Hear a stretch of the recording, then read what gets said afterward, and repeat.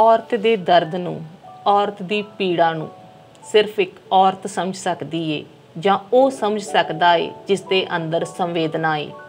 नहीं तां दुनिया तां इल्ज़ाम ही लाउंदी है ते हमेशा तमाशबीन बनी रहिंदी है। सत श्री अकाल, तुसीं वेख रहे हो IOL TV ते मैं सुखदीप कौर।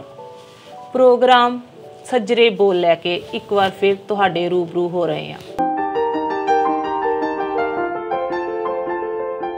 ਅੱਜ ਦੇ इस सैगमेंट विच असीं पिछले दिनी चर्चा विच रहे मनदीप आत्म हत्या कांड बारे गल करांगे। इस आत्म हत्या ने समुची इंसानियत नूं ते समुची पंजाबी भाईचारे नूं झंझोड़ के रख दिता है। अज असीं 21वीं सदी विच गुजर रहे हां, पर जद असीं देखदे हां कि अज भी साडीआं धीआं नूं अजिहे हालातां विच मजबूर हो के खुद नूं आत्म हत्या दे राह ते तोरना पै रिहा है, ਤਾਂ ਸਾਨੂੰ ਕਿਤੇ ਨਾ ਕਿਤੇ ਸੋਚਣ ਲਈ ਮਜਬੂਰ ਹੋਣਾ ਪਏਗਾ। ਸਾਨੂੰ ਖੁਦ ਨੂੰ ਇੱਕ ਵਾਰ ਫਿਰ ਸ਼ੀਸ਼ੇ ਵਿੱਚ ਨਿਹਾਰਨਾ ਪਏਗਾ ਕਿ ਅਸੀਂ ਕਿੱਥੇ ਖੜੇ ਹਾਂ। ਉਹ ਕਿਹੜੇ ਹਾਲਾਤ ਸਨ ਜਿਨ੍ਹਾਂ ਨੇ ਇੱਕ ਧੀ ਨੂੰ, ਦੋ ਛੋਟੀਆਂ ਬੱਚੀਆਂ ਦੀ ਮਾਂ ਨੂੰ ਸਦਾ ਲਈ ਨੀਂਦ ਸਵਾਉਣ ਲਈ ਮਜਬੂਰ ਕਰ ਦਿੱਤਾ। ਕਹਿੰਦੇ ਆਤਮ ਹੱਤਿਆ ਕਦੀ ਵੀ ਕਿਸੇ ਮਸਲੇ ਦਾ ਹੱਲ ਨਹੀਂ ਹੁੰਦੀ, पर जरूर कुछ अजिहा उसकी जिंदगी च रहा होएगा कि उसनूं ये राह अपनाउणा पिया। अज असी इस बारे ही गल करांगे ते इस बारे गल करन लई साडे नाल इत्थे प्रोग्राम विच मौजूद ने अमनजीत जी। अमनजीत जी, स्वागत है तुहाडा। हाँ जी, धन्यवाद जी। सत श्री अकाल। और अमन ठीक ठाक? हाँ जी, वधिया। तुसीं सुणाओ की हाल चाल? वधिया जी। अमन, जिद्दां कि हुण असीं ਆਪਾਂ ਤਾਂ ਔਰਤਾਂ ਹੈ ਨਾ, ਆਪਾਂ ਉਸ ਔਰਤ ਦੇ ਇੱਕ ਦਰਦ ਨੂੰ, ਉਸ ਪੀੜਾ ਨੂੰ ਬਹੁਤ ਚੰਗੀ ਤਰ੍ਹਾਂ ਸਮਝ ਸਕਦੇ ਹਾਂ। ਹਾਂਜੀ, ਠੀਕ ਹੈ। ਸੋਸ਼ਲ ਮੀਡੀਆ ਤੇ ਵੰਨ ਸੁਵੰਨੇ ਕਮੈਂਟ ਆ ਰਹੇ ਆ, ਅੱਡ ਵੀਡੀਓ ਪੈ ਰਹੀਆਂ ਤੇ ਲੋਕ ਕਿਤੇ ਨਾ ਕਿਤੇ ਜਿਹੜੇ ਜਿਸ ਇਨਸਾਨ ਅੰਦਰ ਪੀੜਾ ਦਾ ਅਹਿਸਾਸ ਹੈਗਾ ਉਹ ਅੰਦਰੋਂ ਝੰਜੋੜਿਆ ਗਿਆ। ਹਾਂਜੀ, ਉਹਦੇ ਅੰਦਰ ਵੇਦਨਾ ਹੈ, ਟੁੱਟ ਗਿਆ ਉਹ। ਪਰ ਫਿਰ ਵੀ ਆਪਾਂ ਜੇ ਗੱਲ ਕਰੀਏ ਤਾਂ ਸਭ ਤੋਂ ਪਹਿਲਾਂ ਤਾਂ ਕੁਝ ਉਹਦੀ ਜ਼ਿੰਦਗੀ ਦੇ ਕੁਝ ਇਹੋ ਜਿਹੇ ਪਲ ਹੋਣਗੇ ਹੈ ਨਾ ਜਿਨ੍ਹਾਂ ਦੇ ਵਿੱਚ ਉਹ ਇਸ ਕਦਮ ਚੱਕਣ ਲਈ ਮਜਬੂਰ ਹੋਈ। ਬਿਲਕੁਲ ਜੀ। ਤਾਂ ਸਭ ਤੋਂ ਪਹਿਲਾਂ ਤਾਂ ਆਪਾਂ ਜੇ ਗੱਲ ਕਰੀਏ ਤਾਂ ਤੁਹਾਨੂੰ ਕੀ ਲੱਗਦਾ ਹੈ ਕਿ ਮਨਦੀਪ ਦੀ ਜ਼ਿੰਦਗੀ 'ਚ ਜਿਹੜੀ ਅੱਜ ਸਮਝੋ ਹੁਣ ਤਾਂ ਸਿਰਫ ਗੱਲਾਂ 'ਚ ਹੀ ਮੌਜੂਦ ਰਹਿ ਗਈ ਹੈ, ਕੀ ਅਜਿਹਾ ਵਾਪਰਿਆ ਹੋਊਗਾ ਕਿ ਉਹਨੂੰ ਇਹੋ ਜਿਹਾ ਕਠੋਰ ਕਦਮ ਲੈਣਾ ਪਿਆ? देखो, ये तो बिल्कुल जाहिर है सुखदेव कि बहुत ज़्यादा मानसिक तनाव च होगी, वो बहुत प्रैशर रहा होएगा उहदे उत्ते। मर जाना सौखा नहीं है, अपने आप नूं मारना बहुत मतलब ये नहीं कि उन्हें एकदम इस चीज़ नूं लिया होएगा। जदों कि कोई भी माँ है, उन्होंने जो अब दिसदा होवे कि मेरे बच्चे हैं, तो उस समय उसने ये फैसला लिया कि मैं रहना नहीं है। बहुत मतलब वो तो बहुत ज़्यादा ਪ੍ਰੈਸ਼ਰ ਦੇ ਵਿੱਚ ਉਹ ਹੋਊਗੀ, ਕਿਉਂਕਿ ਉਸਨੇ ਮੇਰੇ ਖਿਆਲ ਦੇ ਵਿੱਚ ਇਹ ਗੱਲ ਆਪਣੇ ਦਿਲ ਦੀ ਕਿਸੇ ਨਾਲ ਵੀ ਸਾਂਝੀ ਨਹੀਂ ਕੀਤੀ। ਕਹਿੰਦੇ ਨਾ ਕਿ ਜਦੋਂ ਘਰ ਵਿੱਚ ਹੁਣ ਆਪਾਂ ਵੀ ਹਸਬੈਂਡ ਵਾਈਫ ਹਰ ਮਤਲਬ ਜਿਹੜਾ ਦੰਪਤੀ ਹੈ, ਕਿੱਥੇ ਲੜਾਈ ਨਹੀਂ ਹੁੰਦੀ ਹੈਗੀ ਜਾਂ ਕਿੱਥੇ ਵਾਦ ਵਿਵਾਦ ਨਹੀਂ ਹੁੰਦਾ ਹੈਗਾ। ਬਹੁਤ ਹੀ ਕੋਈ ਇਹੋ ਜਿਹਾ ਕਪਲ ਹੋਊਗਾ ਜਿੱਥੇ ਉਹ ਵੀ ਹਾਮੀ ਭਰਦੇ ਹਾਂਜੀ ਤੇ ਉਹ ਹਸਬੈਂਡ ਵੀ ਹਾਮੀ ਭਰਦੇ ਹਾਂਜੀ। ਮਤਲਬ ਛੋਟੀ ਕਿਸੇ ਗੱਲ ਤੋਂ ਤਕਰਾਰ ਹੋ ਜਾਂਦਾ, ਰੁੱਸ ਜਾਂਦੇ ਹਾਂ, ਮੰਨ ਜਾਂਦੇ ਹਾਂ, ਫਿਰ ਉਹ ਜ਼ਿੰਦਗੀ ਨੋਰਮਲ ਹੋ ਜਾਂਦੀ ਹੈ। ਪਰੰਤੂ ਉਹ ਲੜਕੀ ਜਿਹੜੀ ਆ ਕਿੰਨੇ ਸਮੇਂ ਤੋਂ ਕਿੰਨੀ ਬੁਰੀ ਤਰੀਕੇ ਦੇ ਨਾਲ ਉਹ ਤਣਾਅ 'ਚ ਰਹੀ ਹੋਏਗੀ ਔਰ ਆਪਣੇ ਪੈਰੈਂਟਸ ਤੋਂ ਬਹੁਤ ਦੂਰ ਹੈ ਉਹ, ਹੈ ਨਾ। ਚਲੋ ਇੱਥੇ ਜਿਹੜੀਆਂ ਘਟਨਾਵਾਂ ਹੁੰਦੀਆਂ ਨੇ, ਮੈਂ ਇਹ ਸਮਝਦੀ ਹੁੰਦੀ ਹਾਂ ਕਿ ਅਸੀਂ ਤੀਜੀ ਦੁਨੀਆ ਦੇ ਲੋਕ ਹਾਂ।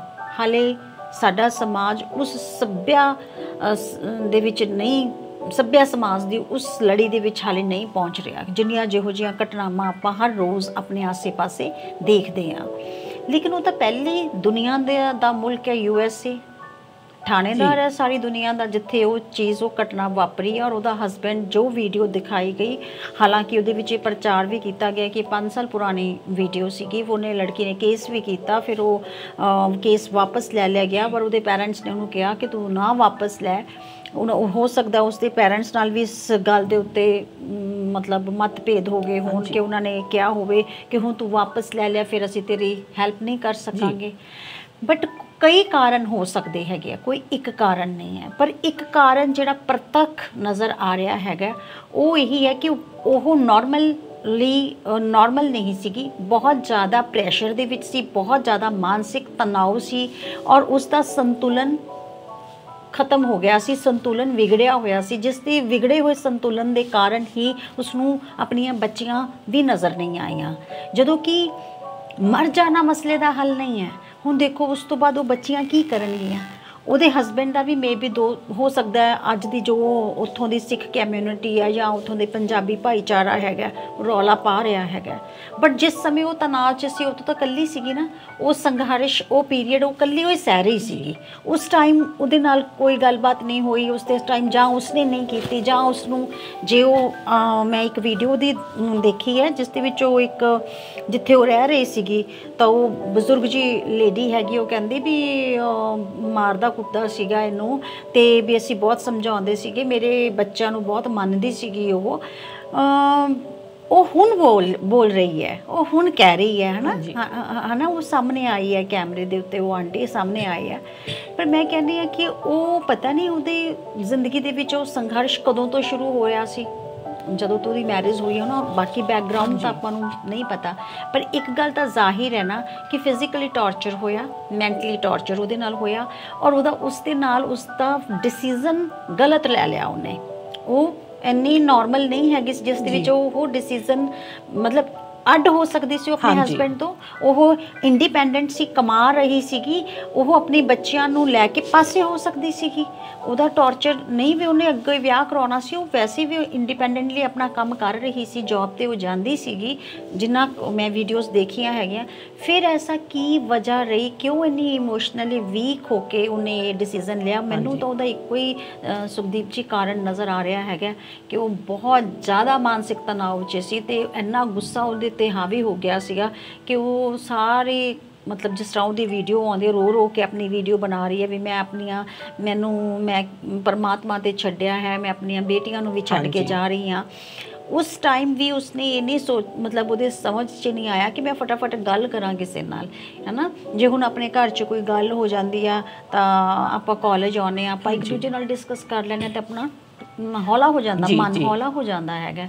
ਤਾਂ ਕਿਉਂਕਿ ਗੱਲਾਂ ਤਾਂ ਸਮਾਜ ਚਾਹੇ ਇੱਧਰ ਹੈ ਅਤੇ ਸਮਾਜ ਚਾਹੇ ਉੱਧਰ ਆ, ਉੱਥੇ ਇਹ ਨਹੀਂ ਹੈ ਕਿ ਗੋਰਿਆਂ 'ਚ ਇਹ ਚੀਜ਼ਾਂ ਨਹੀਂ ਹੈਗੀਆਂ ਕਿ ਫਿਜ਼ੀਕਲੀ ਬੀਸਟ ਨਹੀਂ ਕਰਦੇ। ਬੜੇ ਮਤਲਬ ਬਹੁਤ ਇੰਸੀਡੈਂਟ ਇਸ ਤਰ੍ਹਾਂ ਦੇ ਵੀ ਸੁਣਦੇ ਹਾਂ ਆਪਾਂ, TV 'ਤੇ ਵੀ ਦੇਖਦੇ ਹਾਂ। ਡਿਸਕਵਰੀ ਚੈਨਲ ਇੱਕ ਆਉਂਦਾ, ਉਹਦੇ ਵਿੱਚ ਉਹ ਦਿਖਾਉਂਦੇ ਹੈਗੇ ਆ ਕਿ ਫਿਜ਼ੀਕਲੀ ਹਿੰਸਾ ਉਹ ਲੋਕ ਵੀ ਕਰਦੇ ਆ, ਬਟ ਕਾਨੂੰਨ ਬਣੇ ਹੋਏ ਕਹਿੰਦੇ ਆ ਵੀ ਉਹ ਤਾਂ ਕਾਨੂੰਨ ਦਾ ਠੇਕੇਦਾਰ ਹੈਗਾ ਜਿੱਥੇ ਇਹ ਚੀਜ਼ ਹੈਗੀ ਆ। ਬਟ ਫਿਰ ਮਤਲਬ ਇਸ ਤਰੀਕੇ ਦੇ ਨਾਲ ਉਹ ਅੰਦਰ ਹੀ ਅੰਦਰ ਕਿਉਂ ਘੁੱਟੀ, ਅੰਦਰ ਹੀ ਅੰਦਰ ਉਹ ਚੀਜ਼ ਨੂੰ ਕਿਤੇ ਸਾਡੇ ਜਿਹੜਾ ਪੰਜਾਬੀ ਸਮਾਜ ਦਾ ਸਟਿਗਮਾ ਹੈ ਉਹਦਾ ਪ੍ਰੈਸ਼ਰ ਉਹਨੂੰ ਹੋ ਗਿਆ, ਹੈ ਨਾ, ਕਿ ਵੀ ਲੋਕ ਮੈਨੂੰ, ਮੇਰੇ ਰਿਸ਼ਤੇਦਾਰ ਕੀ ਕਹਿਣਗੇ, ਲੋਕ ਕੀ ਕਹਿਣਗੇ, ਇਸ ਚੀਜ਼ ਨੂੰ ਵੀ ਉਹਨੇ ਮਤਲਬ ਮੈਨੂੰ ਨਾ ਕਿਤੇ ਇਹ ਚੀਜ਼ ਲੱਗਦੀ ਹੈ, ਇਹ ਸਟਿਗਮਾ ਉਸ ਨੂੰ ਹੋਇਆ ਹੈਗਾ। ਹੁਣ ਜਿਵੇਂ ਕਾਫੀ ਵੀਡੀਓ ਵਾਇਰਲ ਹੋਈਆਂ, ਅਤੇ ਮੈਂ ਕੁਝ ਇੱਦਾਂ ਦੀਆਂ ਵੀਡੀਓ ਵੀ ਲੋਕਾਂ ਨੇ ਪਾਈਆਂ ਹੋਈਆਂ ਸੀ, ਯਾਨੀ ਉਹਨਾਂ ਦੀ ਸੋਚ ਦੇਖੋ, ਉਹ ਇਹ ਕਹਿ ਰਹੇ ਆ ਕਿ ਤਾੜੀ ਇੱਕ ਹੱਥ ਨਾਲ ਨਹੀਂ ਵੱਜਦੀ, ਯਾਨੀ ਕਿਤੇ ਨਾ ਕਿਤੇ ਜੇ ਅੱਜ ਉਹਦਾ ਹਸਬੈਂਡ ਨੂੰ ਗਲਤ ਕਹਿ ਰਿਹਾ ਤਾਂ ਉਹ ਵੀ ਗਲਤ ਹੋਊਗੀ। ਪਰ ਮੈਂ ਅਜਿਹਿਆਂ ਨੂੰ ਜਵਾਬ ਦੇਣਾ ਚਾਹਾਂਗੀ ਕਿ ਤਾੜੀ ਜਦੋਂ ਜਿੱਥੇ ਔਰਤ ਦੀ ਬੇਵਸੀ ਦੀ ਗੱਲ ਆਉਂਦੀ ਹੈ ਨਾ, ਇਹ ਤਾੜੀ ਜਿਹੜੀ ਮਾਰਦਾ ਹੈ ਦੋਵੇਂ ਹੱਥਾਂ ਨਾਲ ਮਰਦ ਹੀ ਮਾਰਦਾ ਹੈ। ਕਿਉਂਕਿ ਅਸੀਂ ਉਹੀ ਗੱਲ ਹੈ, ਜੇ ਔਰਤ ਆਪਾਂ ਹੁਣ ਇਸ ਚੀਜ਼ ਨੂੰ ਮਹਿਸੂਸ ਕਰ ਰਹੀ ਹਾਂ, ਕਿਤੇ ਨਾ ਕਿਤੇ ਇੱਕ ਔਰਤ ਨੂੰ ਆਪਣੇ ਘਰ ਨੂੰ ਸਾਂਭਣ ਲਈ, ਘਰ ਨੂੰ ਚਲਾਉਣ ਲਈ ਬਹੁਤ ਕੁਝ ਬਰਦਾਸ਼ਤ ਕਰਨਾ ਪੈਂਦਾ ਹੈ। ਜੇ ਹੁਣ ਤੁਸੀਂ ਆਪਾਂ ਦੇਖ ਲਈਏ ਤਾਂ ਕਿਤੇ ਨਾ ਕਿਤੇ ਆਪਾਂ ਜ਼ਰੂਰ ਇਹੋ ਜਿਹੇ ਰਿਸ਼ਤਿਆਂ ਨੂੰ ਹੰਢਾਇਆ ਹੋਊਗਾ, ਆਪਦੇ ਮਾਮੀ ਮਾਸੀ ਭੂਆ ਜਾਂ ਆਂਢ ਗੁਆਂਢ 'ਚ। ਉਹ ਔਰਤ ਜਿਹੜੀ ਸਾਲਾਂ ਬੱਧੀ ਸਭ ਕੁਝ ਚੁੱਪ ਕਰਕੇ ਸਹਿੰਦੀ ਹੈ, ਠੀਕ ਹੈ, ਉਹ ਬੋਲਦੀ ਨਹੀਂ, ਉਹ ਕੁਛ ਵੀ ਨਹੀਂ ਕਰਦੀ, ਉਹ ਆਪਦੇ ਪਤੀ ਦੀ ਮਾਰ ਸਹਿ ਰਹੀ ਹੈ, ਆਪਦੇ ਸੱਸ ਸਹੁਰੇ ਦੇ ਤਾਨੇ ਸਹਿ ਰਹੀ ਹੈ, ਉਹ ਚੁੱਪ ਕਰਕੇ ਸਭ ਕੁਝ ਸਹਿ ਰਹੀ ਹੈ। ਬਟ ਇਹਦਾ ਇਹ ਮਤਲਬ ਨਹੀਂ ਕਿ ਉਹਦੇ ਨਾਲ ਹੋ ਨਹੀਂ ਰਿਹਾ, ਪਰ ਉਹ ਬੋਲਦੀ ਨਹੀਂ ਗੀ। ਹਾਂਜੀ, ਮੈਂ ਤਾਂ ਸੁਖਦੀਪ ਜੀ ਇਸ ਤੋਂ ਵੀ ਵੱਡਾ ਹੋ ਕੇ ਕਹਿੰਦੀ ਹਾਂ ਕਿ ਦੇਖੋ ਉਹ ਲੜਕੀ, ਮੈਨੂੰ ਨਹੀਂ ਪਤਾ, ਆਪਾਂ ਨਹੀਂ ਜਾਣਦੇ ਉਸ ਲੜਕੀ ਨੂੰ, ਠੀਕ ਹੈ, ਜੋ ਜਿੰਨਾ ਕੁ ਉਹਦੀ ਪਿਕਚਰਾਈਜੇਸ਼ਨ ਮੂਵੀ, ਜਿੰਨਾ ਕੁ ਉਹਦਾ ਉਹ ਸਾਡੇ ਸਾਹਮਣੇ ਆਇਆ, ਉਹਦੇ ਵਿੱਚ ਇੱਕ ਗੱਲ ਤਾਂ ਸਾਬਿਤ ਹੋ ਜਾਂਦੀ ਹੈ, ਚਾਹੇ ਉਹ ਕੁਛ ਵੀ ਕਹਿਣ ਵਾਲੇ ਕੁਛ ਮਰਜ਼ੀ ਕਹੀ ਜਾਂਦੇ, ਉਹ ਵੀ ਗਲਤ ਹੋਊਗੀ, ਉਹ ਵੀ ਫਲਾਨਾ ਹੋਊਗੀ, ਪਰੰਤੂ ਇੱਕ ਚੀਜ਼ ਤਾਂ ਨਜ਼ਰ ਹੈ ਨਾ ਕਿ ਹਸਬੈਂਡ ਤਾਂ ਗਲਤ ਹੈਗਾ ਹੀ ਨਾ। ਦੇਖੋ ਗੱਲਬਾਤ ਹੋ ਸਕਦੀ ਸੀ, ਉਹਦੇ ਪੈਰੈਂਟਸ ਨੂੰ ਬੁਲਾਇਆ ਜਾ ਸਕਦਾ ਸੀ, ਉੱਥੇ ਇਕੱਠ ਹੋ ਕੇ ਉਸ ਦੱਸਿਆ ਜਾ ਸਕਦਾ ਸੀ ਵੀ ਇਹਨੇ ਆਹ ਗਲਤੀ ਕੀਤੀ ਹੈਗੀ ਹੈ, ਮੈਂ ਇਹਦੇ ਨਾਲ ਨਹੀਂ ਰਹਿ ਸਕਦਾ, ਜਾਂ ਮੈਨੂੰ ਇਸ ਚੀਜ਼ ਦਾ ਹੱਲ ਕੱਢ ਕੇ ਦਿਓ। ਉਹਦਾ ਕੀ ਮਤਲਬ ਬਣਦਾ ਸੀ ਕਿ ਉਹਦੇ ਤੇ ਹੱਥ ਚੱਕੇ? ਇਹ ਰਾਈਟ ਕਿਹਨੇ ਦਿੱਤਾ ਉਹਨੂੰ? ਉਹੀ ਸਾਡੀ ਜਿਹੜੀ ਪਿੱਤਰਕੀ ਸਮਾਜ ਦੀ ਜਿਹੜਾ ਕਨਸੈਪਟ ਸ਼ੁਰੂ ਤੋਂ ਬਣਿਆ ਹੋਇਆ ਹੈ ਵੀ ਮਰਦ ਹਾਵੀ ਰਹੂਗਾ। ਹਾਂਜੀ, ਨਹੀਂ ਫਿਜ਼ੀਕਲੀ ਅਸੌਲਟ ਕਿਉਂ ਕਰਦੇ ਹੋ ਤੁਸੀਂ? ਤੁਹਾਨੂੰ ਜ਼ਬਾਨ ਦਿੱਤੀ ਹੈ, ਤੁਸੀਂ ਜ਼ਬਾਨ ਨਾਲ ਗੱਲ ਕਰੋ। ਤੁਹਾਨੂੰ ਕਿਹਨੇ ਰਾਈਟ ਦੇ ਦਿੱਤਾ? ਤੁਹਾਡਾ ਜਿਹੜਾ ਤੁਸੀਂ ਕਹਿੰਦੇ ਹੋ ਸਾਡਾ ਹੱਕ ਬਣਦਾ ਸੀ ਮਾਰਨਾ ਹੈਗਾ, ਜਿਸ ਨੂੰ ਤੁਸੀਂ ਜਸਟੀਫਾਈ ਕਰਦੇ ਹੋ, ਇਹ ਹੱਕ ਸਿਰਫ ਤੁਹਾਡਾ ਉੱਥੇ ਤਾਂ ਹੈ। ਔਰਤ ਤੁਹਾਨੂੰ ਪਤਾ ਵੀ ਤੁਹਾਡੇ ਬਰਾਬਰ ਦੀ ਹੈ ਨਹੀਂ ਕਿ ਫਿਜ਼ੀਕਲੀ ਤੁਹਾਡੇ ਤੋਂ ਕਮਜ਼ੋਰ ਹੈਗੀ ਆ। ਕਮਾਉਣ ਜਦੋਂ ਤੋਂ ਕਮਾ ਕੇ ਘਰੇ ਲੈ ਕੇ ਆਉਂਦੀ ਉਦੋਂ ਤਾਂ ਬਰਾਬਰ ਹੈ, ਉਦੋਂ ਤਾਂ ਬਰਾਬਰ ਹੈ। ਪਰ ਜਦੋਂ ਤੁਸੀਂ ਉਹਦੇ ਤੇ ਫਿਜ਼ੀਕਲੀ ਅਸੌਲਟ ਕਰਦੇ ਹੋ, ਫਿਜ਼ੀਕਲੀ ਉਹਨੂੰ ਮਾਰਦੇ ਹੋ, ਉਦੋਂ ਤੁਸੀਂ ਤਾਂ ਹੀ ਮਾਰ ਸਕਦੇ ਹੋ ਕਿਉਂਕਿ ਤੁਹਾਨੂੰ ਪਤਾ ਹੈਗਾ ਵੀ ਉਹ ਮੇਰੇ ਤੋਂ ਕਮਜ਼ੋਰ ਆ। ਤੁਸੀਂ ਆਪਣੇ ਬਰਾਬਰ ਦੇ ਬੰਦੇ ਦੇ ਉੱਤੇ ਹੱਥ ਚੱਕ ਕੇ ਦੇਖੋ, ਫਿਰ ਤੁਹਾਡੀਆਂ ਜਾਬਾਂ ਨਾ ਉਹ ਭੰਨ ਦੇਵੇ। ਤੁਹਾਨੂੰ ਪਤਾ ਹੁੰਦਾ ਵੀ ਇਹ ਬੰਦਾ ਮੈਨੂੰ ਬਰਾਬਰ ਮਾਰੂਗਾ, ਤੁਸੀਂ ਉੱਥੇ ਬਿਲਕੁਲ ਨਹੀਂ ਬੋਲ ਕੇ ਲੜਾਈ ਕਰਦੇ ਹੋ। ਬਟ ਤੁਹਾਨੂੰ ਜਦੋਂ ਪਤਾ ਲੱਗ ਜਾਏ ਵੀ ਮੇਰੇ ਤੋਂ ਜ਼ਿਆਦਾ ਤਾਕਤਵਰ ਹੈ ਤਾਂ ਤੁਸੀਂ ਬਚਦੇ ਹੋ। ਬੱਚਾ ਹੋਵੇ, ਔਰਤ ਹੋਵੇ ਤੇ ਬਜ਼ੁਰਗ ਹੋ, ਇਹ ਤਿੰਨੋਂ ਹੀ ਕਮਜ਼ੋਰ ਧਿਰਾਂ ਨੇ। ਇਹਨਾਂ ਨੂੰ ਈਜ਼ੀਲੀ ਫਿਜ਼ੀਕਲੀ ਅਸੌਲਟ ਕੀਤਾ ਜਾਂਦਾ ਹੈਗਾ। ਦੇਖੋ ਮੈਂ ਨਹੀਂ ਕਹਿੰਦੀ ਉਹਨਾਂ ਦਾ ਪਰਸਨਲ ਕੋਈ ਵੀ ਕਿਸੇ ਵੀ ਟੌਪਿਕ ਹੋ ਸਕਦਾ, ਮੇ ਵੀ ਉਹ ਲੜਕੀ ਉਸ ਡਿਸੀਜ਼ਨ ਜੋ ਹਸਬੈਂਡ ਜਾਂ ਵਾਈਫ ਦੇ ਵਿੱਚ ਹੋਇਆ ਹੋਏਗਾ, ਮੇ ਵੀ ਉਹ ਗਲਤ ਹੋਵੇ। ਮੈਂ ਨਹੀਂ ਇਸ ਚੀਜ਼ ਦੇ ਵਿੱਚ ਜਾਂਦੀ ਹੈਗੀ। ਹਸਬੈਂਡ ਵੀ ਗਲਤ ਹੋ ਸਕਦਾ, ਵਾਈਫ ਵੀ, ਬਟ ਹਸਬੈਂਡ ਤਾਂ ਟੋਟਲੀ ਰੋਂਗ ਹੋ ਗਿਆ ਜਦੋਂ ਉਹਨੇ ਹੱਥ ਚੱਕ ਲਿਆ। ਉਹਨੂੰ ਕੋਈ ਹੱਕ ਨਹੀਂ ਬਣਦਾ। ਖਾਸ ਕਰਕੇ USA ਵਰਗੇ ਕੰਟਰੀ ਵਿੱਚ ਰਹਿੰਦਿਆਂ ਹੋਇਆਂ ਤੂੰ ਹੱਥ ਚੱਕ ਰਿਹਾ ਹੈਗਾ ਉਹਦੇ ਉੱਤੇ, ਕਿਉਂ ਬਈ? ਇੰਡੀਆ ਵਿੱਚ ਤਾਂ ਹੋ ਰਿਹਾ ਹੈਗਾ, ਸਾਡਾ ਤਾਂ ਤੀਜੀ ਦੁਨੀਆ ਦਾ ਮੁਲਕ ਹੈ, ਤੁਸੀਂ ਤਾਂ ਪਹਿਲੀ ਦੁਨੀਆ ਦੇ, ਪਛੜੇ ਹੋਏ ਆ, ਅਸੀਂ ਤਾਂ ਪਛੜੇ ਹੋਏ ਆ ਹਨਾ। ਸਾਡਾ ਤਾਂ ਸਮਾਜ ਉਹਨਾਂ ਸਭਿਆ ਹੈ। ਤੈਨੂੰ ਪਤਾ ਉੱਥੋਂ ਦਾ ਵੀ USA ਦਾ ਕਾਨੂੰਨ ਕੀ ਹੈ, ਫਿਰ ਵੀ ਤੂੰ ਇਹ ਜਾਣਬੁੱਝ ਕੇ ਉਸ ਵੀਡੀਓ, ਭਾਵੇਂ ਉਹ 5 ਸਾਲ ਦੀ ਸੀ, ਭਾਵੇਂ ਉਹ ਰੀਸੈਂਟ ਸੀ, ਬਟ ਤੂੰ ਉਹਨੂੰ ਫਿਜ਼ੀਕਲੀ ਤਾਂ ਟੌਰਚਰ ਕੀਤਾ ਨਾ। ਨਾਲੇ ਅਮਰੀਕਾ ਉਹ ਮੁਲਕ ਹੈ ਜਿੱਥੇ 60ਵੇਂ ਦੇ ਦਹਾਕਿਆਂ 'ਚ ਜਦੋਂ ਰੈਡੀਕਲ ਫੈਮਿਨਿਜ਼ਮ ਆਉਂਦਾ ਹੈ, ਕ੍ਰਾਂਤੀਕਾਰੀ ਨਾਰੀਵਾਦ ਆਉਂਦਾ ਹੈ, ਤਾਂ ਉੱਥੋਂ ਹੀ ਸ਼ੁਰੂ ਹੁੰਦਾ ਹੈ। ਉੱਥੋਂ ਦੀਆਂ ਔਰਤਾਂ ਮਤਲਬ ਆਪਦੀ ਹੱਕਾਂ ਲਈ, ਆਪਦੇ ਸੰਘਰਸ਼ ਲਈ, ਆਪਦੇ ਸਭ ਅੱਗੇ ਆਉਂਦੀਆਂ ਨੇ। ਠੀਕ ਹੈ, ਉਹ ਇਹ ਕਿਤੇ ਨਾ ਕਿਤੇ ਤੇ ਜਦੋਂ ਅੱਜ, ਪਰ ਇੱਥੇ ਇੱਕ ਗੱਲ ਅਮਨ ਮੈਨੂੰ ਇਹ ਲੱਗਦੀ ਹੈ ਕਿ ਵੇਖੋ ਸਾਡੇ ਪੰਜਾਬੀ ਕਮਿਊਨਿਟੀ ਆਪਾਂ ਕਹਿੰਦੇ ਆ ਵੀ ਇੱਥੇ ਵੀ ਸੋਚ ਹੈ, ਤੇ ਪਰ ਉੱਥੇ ਜਾ ਕੇ ਵੀ ਸਾਡੀ ਸੋਚ ਉਹੀ ਰਹੀ। ਉਹ ਨਹੀਂ ਬਦਲਦੀ ਸੁਖਦੀਪ ਮੈਮ, ਨਹੀਂ ਬਦਲਦੀ। ਕਿਉਂਕਿ ਦੇਖੋ ਤੁਸੀਂ ਹੈਰਾਨੀ ਹੋ ਰਹੀ ਹੈ ਨਾ, ਆਈਲੈਟਸ ਕਰਵਾ ਕੇ ਕੁੜੀ ਨੂੰ ਬਾਹਰ ਭੇਜਣਾ, ਫਿਰ ਉਹ ਮੁੰਡਾ ਬੁਲਾਉਂਦੀ ਹੈ, ਫਿਰ ਵਿਆਹ ਹੁੰਦਾ ਹੈਗਾ। ਮੁੰਡੇ ਨੇ ਆਪ ਕੀ ਕੀਤਾ? ਉਹਨੇ ਆਪ ਕੀ ਕੀਤਾ ਹੈਗਾ ਨਾ, ਉਹ ਉੱਥੇ ਜਾ ਕੇ ਅੱਛਾ, ਫਿਰ ਉਹਨੂੰ ਪਤਾ ਵੀ ਇੱਥੇ ਖੁੱਲ੍ਹ ਮਾਹੌਲ ਹੈ, ਇੱਥੇ ਸਭ ਕੁਛ ਅਵੇਲੇਬਲ ਹੈਗਾ। ਉਹ ਆਪਣੇ ਪਾਰਟਨਰ ਨੂੰ ਤਾਂ ਕਹਿੰਦਾ ਵੀ ਤੂੰ ਉਹਦੇ ਲਈ ਤਾਂ ਪੋਜੈਸਿਵ ਹੈ, ਵੀ ਤੂੰ ਤਾਂ ਕੁਛ ਕਰਨਾ ਨਹੀਂ। ਆਪ 4 ਜਾਂ 5 ਐਕਸਟਰਾ ਅਫੇਅਰਸ ਜਿਹੜੇ ਆ ਮਤਲਬ ਵਿਆਹ ਤੋਂ ਬਾਅਦ ਵੀ ਜਿਹੜੇ ਰਿਸ਼ਤੇ ਹੈਗੇ ਉਹ ਆਪਦੇ ਕਾਇਮ ਰੱਖਦਾ ਹੈਗਾ ਬਾਹਰ। ਕਿਉਂ ਬਈ? ਉਹਨੂੰ ਤਾਂ ਕਹਿੰਦਾ ਹੈਗਾ ਵੀ ਤੂੰ ਨਹੀਂ। ਇਹ ਬਹੁਤੀ ਵਾਰੀ ਇਹੀ ਤਣਾਅ ਬਣਿਆ ਹੈਗਾ ਬਹੁਤ। ਮੈਂ ਇਸ ਸਮਾਜ ਦੀ ਨਹੀਂ ਗੱਲ ਕਰਦੀ, ਪੰਜਾਬੀ ਸਮਾਜ ਦੀ ਇਕੱਲੀ ਗੱਲ ਨਹੀਂ ਹੈਗੀ ਕਿ ਜੇ ਅੰਗਰੇਜ਼ੀ ਸਮਾਜ ਦੇ ਵਿੱਚ ਵੀ, ਜੇ ਪੱਛਮ ਦੇ ਖੁਦ ਦੇ ਸਮਾਜ ਦੇ ਵਿੱਚ ਵੀ ਰਿਸ਼ਤੇ ਤਿੜਕ ਰਹੇ ਨੇ, ਡਾਈਵੋਰਸਿਸ ਦੀ ਗਿਣਤੀ ਵੱਧ ਰਹੀ ਹੈ। ਉਹਦੇ ਵਿੱਚ ਮੁੱਖ ਕਾਰਨ ਇਹੀ ਹੈ ਵੀ ਜੇ ਆਦਮੀ ਕਰੇ ਤਾਂ ਉਹ ਜਸਟੀਫਾਈ ਹੈ, ਤੇ ਜੇ ਔਰਤ ਕਰੇ ਤਾਂ ਉਹ ਨਹੀਂ ਕਰ ਸਕਦੀ ਹੈਗੀ। ਨਹੀਂ ਬਈ, ਜੇ ਤੁਸੀਂ ਇਮਾਨਦਾਰੀ ਆਪਣੇ ਹਿੱਸੇ ਦੀ ਰੱਖਦੇ ਹੋ ਤਾਂ ਅਗਲਾ ਸਾਹਮਣੇ ਵਾਲਾ ਵੀ ਤੁਹਾਡੇ ਤੋਂ ਇਮਾਨਦਾਰੀ ਦੀ ਉਮੀਦ ਕਰਦਾ। ਜੇ ਤੁਸੀਂ ਉਮੀਦ ਕਰ ਰਹੇ ਹੋ ਤਾਂ ਉਹ ਵੀ ਉਮੀਦ ਕਰ ਰਿਹਾ ਹੈਗਾ। ਹੁਣ ਤੁਸੀਂ ਦੇਖੋ ਆਪਣਾ ਆਪਣੀ ਡਿਆਨਾ ਸੀਗੀ ਐਂਡ ਉਹ ਜਿਹੜਾ ਚਾਰਲਸ ਰਾਜਾ ਸੀਗਾ, ਉਹਨਾਂ ਦੇ ਵਿੱਚ ਕੀ ਕਹਾਣੀ ਸੀਗੀ? ਮਰਜ਼ੀ ਅਰੇਂਜ ਮੈਰਿਜ ਹੋਈ ਉਹਨਾਂ ਦੀ। ਤਾਂ ਜਦੋਂ ਉਹਨੂੰ ਪਤਾ ਲੱਗਦਾ ਡਿਆਨਾ ਨੂੰ ਕਿ ਮੇਰੇ ਹਸਬੈਂਡ ਦਾ ਤਾਂ ਆਲਰੇਡੀ ਪਹਿਲਾਂ ਤੋਂ ਅਫੇਅਰ ਆ, ਉਹਨੂੰ ਰੋਕਦੀ ਵੀ ਆ, ਬਟ ਉਹ ਕਹਿੰਦਾ ਇਹ ਤਾਂ ਇੱਦਾਂ ਹੀ ਰਹੂਗਾ, ਤੂੰ ਵੀ ਮੇਰੀ ਹੈ ਤੇ ਇਹ ਵੀ ਐਵੇਂ ਰਹੂਗਾ। ਤਾਂ ਉਹ ਟੁੱਟ ਜਾਂਦੀ ਹੈ ਕਿਉਂਕਿ ਉਹ ਤਾਂ ਉਹਨੂੰ ਸੱਚੇ ਦਿਲੋਂ ਮੰਨਦੀ ਹੈ।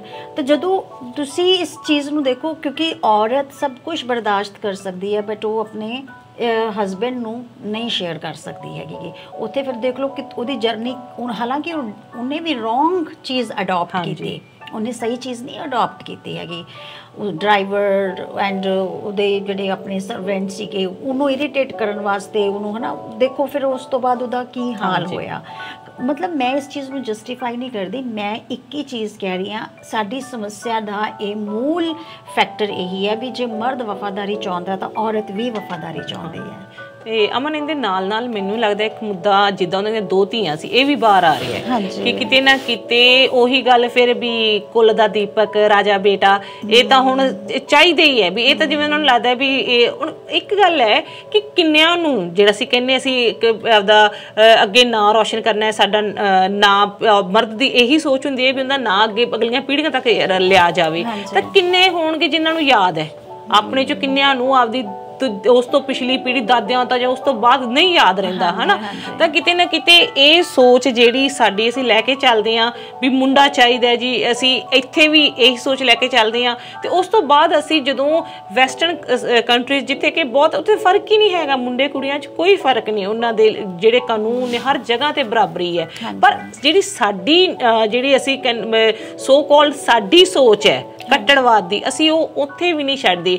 ਇੱਕ ਮਤਲਬ ਮੈਂ ਨਾ ਸੁਣੀ ਸੀ ਗੱਲ, ਸਾਡੇ ਕੋਈ ਜਾਣ ਪਛਾਣ 'ਚ ਕਿਸੇ ਨੇ ਕੀਤੀ ਸੀ, ਉਹਦੇ 'ਚੋਂ ਕਹਿੰਦੇ ਵੀ ਇੱਦਾਂ ਹੀ ਕੇਸ ਇੱਕ ਲੰਡਨ 'ਚ ਸੀਗਾ, ਉੱਥੇ ਉਹ 3rd ਜਨਰੇਸ਼ਨ ਸੀ, ਸੋਚ ਲਓ ਵੀ ਉਹਨਾਂ ਦੇ ਦਾਦਾ ਜੀ ਉੱਥੇ ਗਏ, ਉਸ ਤੋਂ ਬਾਅਦ ਉਹਨਾਂ ਦੇ ਫਾਦਰ ਵੀ ਉੱਥੇ ਪੈਦਾ ਹੋਏ ਤੇ ਉਹ 3rd ਜਨਰੇਸ਼ਨ ਸੀ ਹੈ ਨਾ, ਤੇ ਉਹ ਲੜਕੀ ਦਾ ਡਿਵੋਰਸ ਹੋ ਗਿਆ, ਕਾਰਨ ਕਿਉਂਕਿ ਉਹਦੇ 2 ਬੇਟੀਆਂ ਸੀ ਔਰ ਜਿਹੜੀ ਸਹੁਰਾ ਫੈਮਿਲੀ ਸੀ ਉਹਨੇ ਇਸ ਲਈ ਉਹਨੂੰ ਛੱਡਤਾ ਵੀ ਸਾਨੂੰ ਤਾਂ ਮੁੰਡਾ ਚਾਹੀਦਾ ਸੀ, ਇਹਨੇ ਸਾਨੂੰ ਮੁੰਡਾ ਨਹੀਂ ਦਿੱਤਾ ਤੇ ਇਸ ਲਈ ਹੁਣ ਤੁਸੀਂ ਇਹਨੂੰ ਆਪਦੀ ਧੀ ਨੂੰ ਆਪਦੇ ਕੋਲ ਰੱਖੋ।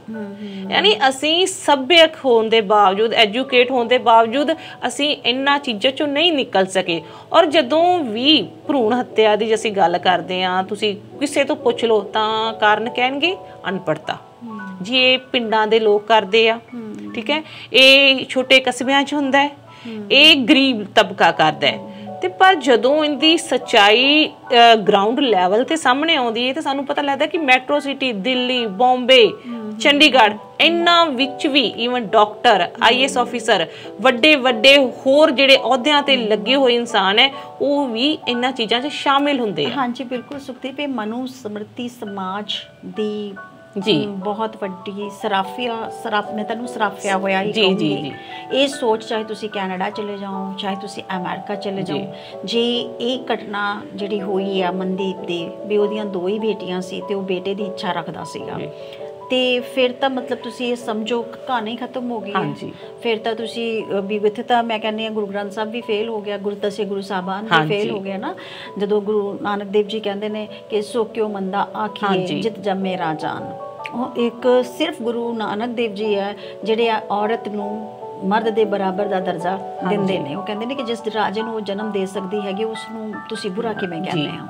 ਤਾਂ ਜੇ ਇੰਨੀ ਦੂਰ USA ਵਰਗੀ ਕੰਟਰੀ ਵਿੱਚ ਤੁਸੀਂ ਰਹਿੰਦੇ ਹੋ, ਕੈਨੇਡਾ ਵਿੱਚ ਰਹਿੰਦੇ ਹੋ, ਜਾਂ ਉਸ ਪਹਿਲੀ ਦੁਨੀਆ ਦੇ ਮੁਲਕਾਂ ਦੇ ਵਿੱਚ ਤੁਸੀਂ ਰਹਿੰਦੇ ਹੋ ਔਰ ਤੁਸੀਂ ਆਪਣੇ ਆਪ ਨੂੰ ਬਹੁਤ ਅਲਟਰਾ ਮਾਡਰਨ ਮੰਨਦੇ ਹੋ, ਫਿਰ ਵੀ ਤੁਸੀਂ ਇਹ ਰੂੜੀਵਾਦੀ ਸੋਚ ਦਾ ਹਿੱਸਾ ਬਣਦੇ ਹੋ, ਤਾਂ ਠੀਕ ਹੈ ਕਿ ਮਤਲਬ ਚਾਹੇ ਉਹ ਬੇਟਾ ਹੈ ਚਾਹੇ ਉਹ ਬੇਟੀ ਹੈ, ਦੋਨੋਂ ਰਿਸ਼ਤੇ ਸਾਨੂੰ ਮਤਲਬ ਬਹੁਤ ਸਾਡੇ ਲਈ ਇੰਪੋਰਟੈਂਸ ਰੱਖਦੇ ਨੇ।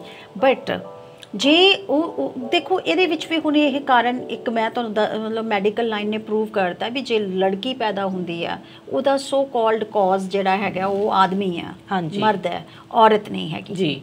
ਤਾਂ ਫਿਰ ਵੀ ਸਦੀਆਂ ਤੋਂ ਇਸ ਪਿੱਛੇ ਵੀ ਇਹਨੇ ਕੁੜੀ ਜੰਮ ਦਿੱਤੀ ਹੈ, ਇਹਦਾ ਹੁਣ ਮੁੰਡਾ ਨਹੀਂ ਇਹ ਜੰਮ ਸਕਦੀ, ਇਹ ਹੁਣ ਇਹਨੂੰ ਤੁਸੀਂ ਅਗਲਾ ਹੋਰ ਵਿਆਹ ਕਰਾ ਲਓ, ਕੁੱਲ ਦਾ ਦੀਪਕ ਨਹੀਂ ਹੈਗਾ, ਇਹ ਉਹ।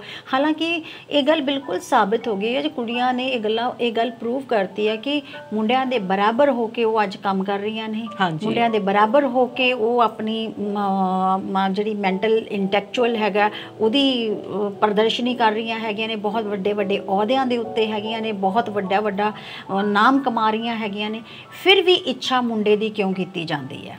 ਹੁਣ ਜਿਵੇਂ ਤੁਸੀਂ ਕਿਹਾ ਕਿ ਵੀ ਦਾਦੇ ਤੋਂ ਬਾਅਦ ਸਾਡੇ ਵੱਡੇ ਬਾਬੇ ਦਾ, ਉਸ ਤੋਂ ਬਾਅਦ ਨਗੜ ਬਾਬੇ ਦਾ, ਉਸ ਤੋਂ ਬਾਅਦ ਦਗੜ ਬਾਬੇ ਦਾ ਨਾਮ ਕੀ ਹੈ ਸਾਨੂੰ ਵੀ ਨਹੀਂ ਪਤਾ ਹੈਗਾ, ਪਰੰਤੂ ਫਿਰ ਵੀ ਲਾਲਸਾ ਮੁੰਡੇ ਦੀ ਹੈ, ਚਾਹੇ ਚੱਲ ਕਿੰਦਾ ਰਿਹਾ ਕਿਹਨੂੰ ਪਤਾ ਹੈਗੀ ਆ। ਉਹੀ ਇਹ ਮਨੂ ਸਮ੍ਰਿਤੀ ਸਮਾਜ ਜਿਹੜਾ ਹੈਗਾ ਨਾ, ਇੰਨਾ ਕੁ ਮਤਲਬ ਇਸ ਨੇ ਸਾਨੂੰ ਮਤਲਬ ਸਾਡੀ ਜਿਹੜੀਆਂ ਜੜ੍ਹਾਂ ਹੈਗੀਆਂ ਉਹਦੇ ਵਿੱਚ ਤੁੰਨ ਕੇ ਭਰੀ ਹੋਈ ਸੋਚ ਹੈ ਕਿ ਇਸੇ ਕਰਕੇ ਆਦਮੀ ਦੀ ਈਗੋ ਹੁੰਦੀ ਹੈ ਵੀ ਤੂੰ ਮੇਰੇ ਅੱਗੇ ਬੋਲ ਕਿਵੇਂ ਸਕਦੀ ਹੈ, ਤੂੰ ਮੈਨੂੰ ਇਹ ਗੱਲ ਕਹਿ ਕਿਵੇਂ ਸਕਦੀ ਹੈ।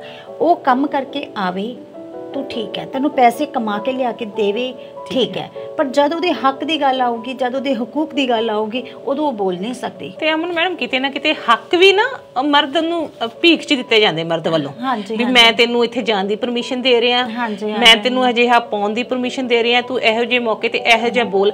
ਮਤਲਬ ਕਿਤੇ ਨਾ ਕਿਤੇ ਇਹ ਸਵਾਲ ਪੈਦਾ ਹੁੰਦਾ ਹੈ ਕਿ ਕੁਦਰਤੀ ਤੌਰ ਤੇ ਹਨਾ ਮਰਦ ਔਰਤ ਬਰਾਬਰ ਨੇ, ਠੀਕ ਹੈ। ਇੱਕ ਫਿਜ਼ੀਕਲ ਸਟਰਕਚਰ ਹੈ ਵੀ ਮਰਦ ਦਾ ਸਟਰਕਚਰ ਵੱਖਰਾ ਹੈ, ਔਰਤ ਦਾ ਵੱਖਰਾ ਹੈ। ਹੋ ਸਕਦਾ ਉਹਦੀਆਂ ਜਿਵੇਂ ਹੁਣ ਮਰਦ ਬੱਚਾ ਔਰਤ ਪੈਦਾ ਕਰੂਗੀ ਤਾਂ ਇਦਾਂ ਜੇ ਉਹਦੀਆਂ ਕੁਝ ਲਿਮਿਟੇਸ਼ਨਸ ਤਾਂ ਮਰਦ ਦੀਆਂ ਵੀ ਹੈ। ਸਾਨੂੰ ਇਸ ਚੀਜ਼ ਨੂੰ ਮੈਂਟਲੀ ਐਕਸੈਪਟ ਕਰਨਾ ਪਊ, ਪਰ ਸਾਡੀ ਜਿਹੜੀ ਸਮਝ ਲਓ ਕਿ ਉਹੀ ਗੱਲ ਹੈ ਵੀ ਜਿਵੇਂ ਮਨੂ ਸਮ੍ਰਿਤੀ ਕਹਿੰਦੇ ਆ ਕਿ ਆਪਾਂ ਉਹ ਗੱਲ ਕਰ ਰਹੇ ਸੀ ਵੀ ਹਮੇਸ਼ਾ ਜਿਹੜੀ ਔਰਤ ਨੂੰ ਨਾ ਇਦਾਂ ਹੀ ਸਿਰਜਿਆ ਗਿਆ ਵੀ ਤੂੰ ਤਾਂ ਅਧੀਨ ਹੀ ਰਹਿਣਾ, ਤੂੰ ਪਹਿਲਾਂ ਪਿਓ ਦੇ ਅਧੀਨ ਰਹੇਂਗੀ, ਫਿਰ ਤੂੰ ਪਤੀ ਦੇ ਅਧੀਨ ਆ ਜਾਏਗੀ, ਉਸ ਤੋਂ ਬਾਅਦ ਤੂੰ ਪੁੱਤਰਾਂ ਦੇ ਅਧੀਨ ਰਹਿਣਾ। ਯਾਨੀ ਔਰਤ ਨੂੰ ਬਰਾਬਰੀ ਤਾਂ ਛੱਡੋ, ਮੈਂ ਕਹਿੰਦੀ ਉਹਨੂੰ ਤੁਸੀਂ ਜਿਉਣ ਦਾ, ਅਸੀਂ ਜਿਹੜੇ ਹੁਣ ਅਸੀਂ ਗੱਲ ਕਰ ਰਹੇ ਹਾਂ ਭਰੂਣ ਹੱਤਿਆ ਹਨਾ, ਤੁਸੀਂ ਤਾਂ ਉਹਨੂੰ ਜਿਉਣ ਦਾ ਹੱਕ ਵੀ ਨਹੀਂ ਦੇ ਰਹੇ, ਤੁਸੀਂ ਤਾਂ ਉਹਦੇ ਕੋਲ ਉਹ ਹੱਕ ਵੀ ਖੋ ਰਹੇ ਹੋ। ਜੇ ਤਾਂ ਧੀ ਜੰਮ ਗਈ ਤਾਂ ਦੋਸ਼ੀ ਮਾਂ ਹੀ, ਜੇ ਮੁੰਡਾ ਜੰਮ ਗਿਆ ਤਾਂ ਸਿਰਾ ਪਿਓ ਦੇ ਸਿਰ ਵੱਜਦਾ। ਅਸੀਂ ਇੰਨੇ ਅੱਗੇ ਐਡਵਾਂਸ ਹੋ ਚੁੱਕੇ ਹਾਂ, ਅਸੀਂ ਪੜ੍ਹ ਲਿਖ ਕੇ ਸਾਇੰਸ ਬਹੁਤ ਕੁਝ ਪ੍ਰੂਵ ਕਰ ਚੁੱਕੀ ਹੈ, ਪਰ ਅਸੀਂ ਉਹਨਾਂ ਚੀਜ਼ਾਂ ਦਾ ਪੱਲਾ ਛੱਡ ਹੀ ਨਹੀਂ ਰਹੇ ਔਰ ਪਤਾ ਨਹੀਂ ਕਦੋਂ ਤੱਕ ਅਸੀਂ ਉਹਨਾਂ ਚੀਜ਼ਾਂ ਨੂੰ ਨਾਲ ਲੈ ਕੇ ਚੱਲਾਂਗੇ। ਜਦੋਂ ਤੱਕ ਸੁਖਦੀਪ ਮੈਡਮ ਇਨਸਾਨ ਨਹੀਂ ਨਾ ਸਮਝਾਂਗੇ, ਔਰਤ ਤੇ ਮਰਦ ਦੋ ਫਿਜ਼ੀਕਲ ਸਟਰਕਚਰਸ ਨੇ, ਇਹ ਬਾਅਦ ਚੋਂ ਨੇ ਜੀ। ਪਹਿਲਾਂ ਤਾਂ ਇਨਸਾਨ ਹੈ ਨਾ, ਪਹਿਲਾਂ ਤਾਂ ਹਿਊਮਨ ਬੀਇੰਗ ਹੈ ਨਾ, ਉਹ ਤੁਸੀਂ ਵੀ ਹਿਊਮਨ ਬੀਇੰਗ ਹੋ, ਮੈਂ ਵੀ ਹਾਂ, ਆਦਮੀ ਵੀ ਹਿਊਮਨ ਬੀਇੰਗ ਹੈ। ਲੇਕਿਨ ਇਹ ਗੱਲ ਕਿੰਨੇ ਕੁ ਲੋਕ ਸਮਝਦੇ ਨੇ, ਨਹੀਂ ਸਮਝਦੇ ਨਾ। ਜਿੰਨੇ ਜਦੋਂ ਇਹ ਚੀਜ਼ ਦੀ ਸਮਝ ਆ ਗਈ ਕਿ ਔਰਤ ਮਰਦ ਤੋਂ ਪਹਿਲਾਂ ਅਸੀਂ ਇਨਸਾਨ ਆ, ਫਿਰ ਉਹ ਬਰਾਬਰੀ ਦਾ ਦਰਜਾ ਦੇਣਗੇ, ਕਿਉਂਕਿ ਇਨਸਾਨ ਨੂੰ ਬਰਾਬਰੀ ਦਾ ਦਰਜਾ ਮਿਲਣਾ, ਨਾ ਕਿ ਔਰਤ ਤੇ ਮਰਦ ਨੂੰ ਮਿਲਣਾ ਹੈ। ਉਹ ਵੱਖਰੇ ਵੱਖਰੇ ਦੋ ਸਟਰਕਚਰਸ ਹੈਗੇ ਨੇ ਤੇ ਦੋਨਾਂ ਦੀ ਵੱਖਰੀ ਵੱਖਰੀ ਅਹਿਮੀਅਤ ਹੈਗੀ ਹੈ। ਆਦਮੀ ਤੋਂ ਬਿਨਾਂ ਔਰਤ ਅਧੂਰੀ ਹੈ, ਔਰਤ ਤੋਂ ਬਿਨਾਂ ਆਦਮੀ ਅਧੂਰਾ ਹੈ। ਜੇ ਹੁਣ ਔਰਤਾਂ ਮਾਈਨਸ ਕਰ ਦੋ, ਇਕੱਲੇ ਆਦਮੀ ਹੋਣ ਤਾਂ ਸ੍ਰਿਸ਼ਟੀ ਦੀ ਹੋਂਦ ਹੀ ਖਤਮ ਹੈ। ਹਾਂਜੀ ਖਤਮ ਹੈ, ਕਿਉਂਕਿ ਧਰਤੀ ਤਾਂ ਆਪਣੇ ਆਪ ਦੇ ਵਿੱਚ ਇੱਕ ਫੀਮੇਲ ਹੈ ਨਾ, ਉਹ ਵੀ ਉਹਦੇ 'ਚ ਬੀਜ ਪਾਉਂਦੇ ਆ ਤਾਂ ਉਹ ਉੱਪਜਦਾ ਹੈਗਾ, ਖੇਤ ਖਲਿਆਣ ਦਰਖਤ ਸਭ ਕੁਛ, ਤਾਂ ਉਹ ਧਰਤੀ ਨੂੰ ਮਾਤਾ ਕਿਉਂ ਕਿਹਾ ਜਾਂਦਾ ਹੈਗਾ ਨਾ। ਤਾਂ ਜੇ ਅਸੀਂ ਉਸ ਚੀਜ਼ ਨੂੰ ਜਿੰਨੀ ਦੇਰ ਤੱਕ ਇਹ ਕਲੀਅਰ ਨਹੀਂ ਆਪਦੇ ਮਾਈਂਡ ਵਿੱਚ ਕਰ ਲੈਂਦੇ ਔਰ ਆਪਾਂ ਆਪਣੀਆਂ ਬੱਚਿਆਂ ਨੂੰ ਇਹ ਨਹੀਂ ਦੱਸ ਦਿੰਦੇ ਵੀ ਬੇਟਾ ਲੜਕਾ ਲੜਕੀ ਬਾਅਦ ਦੀ ਗੱਲ ਹੈ, ਵੀ ਪਹਿਲਾਂ ਇਨਸਾਨ ਨੂੰ ਸਮਝੋ, ਤੂੰ ਵੀ ਇਨਸਾਨ ਹੈ, ਉਹ ਵੀ ਇਨਸਾਨ ਹੈ, ਇਹ ਨਹੀਂ ਹੈ ਕਿ ਉਹ ਜਾਨਵਰ ਹੈ। ਔਰਤ ਨੂੰ ਤਾਂ ਮਤਲਬ ਹੁਣ ਜਾ ਕੇ ਮੈਂ ਕਹਿੰਦੀ ਹਾਂ, ਹੁਣ ਤਾਂ ਸੁਖਦੀਪ ਮੈਨੂੰ ਇੱਦਾਂ ਲੱਗਦਾ ਹੁੰਦਾ ਹੈਗਾ ਕਿ ਜਿਹੜੀਆਂ ਸਾਡੀਆਂ ਦਾਦੀਆਂ ਦਾ ਸਮਾਂ ਸੀ, ਸ਼ਾਇਦ ਸਾਡੇ ਸਮੇਂ ਨਾਲੋਂ ਵਧੀਆ ਸਮਾਂ ਸੀ ਔਰਤਾਂ ਵਾਸਤੇ। ਐਟਲੀਸਟ ਉਹ ਘਰੇ ਰਹਿੰਦੀਆਂ ਸੀ, ਘਰ ਦੇ ਕੰਮ ਕਰਦੀਆਂ ਸੀਗੀਆਂ ਤੇ ਉਹਨਾਂ ਨੂੰ ਕੁਛ ਟਾਈਮ ਵੇਲ ਵੀ ਮਿਲਦੀ ਸੀ।